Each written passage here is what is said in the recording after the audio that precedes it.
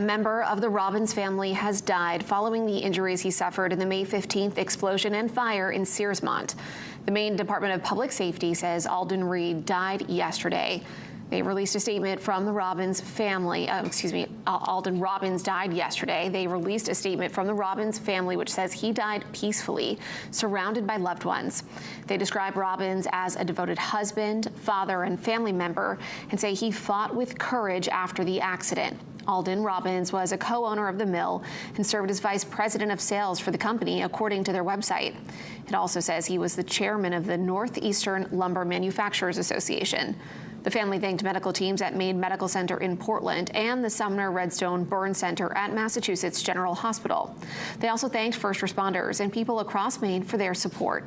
They say a celebration of life will be held at a later date, and they're asking for privacy.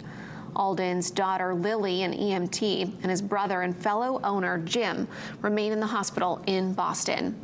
Governor Mills releasing a statement saying, quote, "For decades, Alden Robbins, co-owner of the mill, was a leader in Maine's lumber industry and a devoted steward of one of our state's most storied businesses. My heart is with his family, including his father and former company president James Robbins, Alden's wife Amy, and their 6 children, among them daughter Lily, who continues to battle injuries she sustained during the same fire." Unquote. Now, Robbins is the 3rd person to die from the injuries sustained in the fire and subsequent explosion.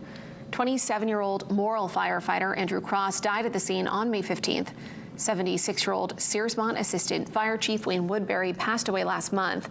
A number of other people were injured in the incident as well.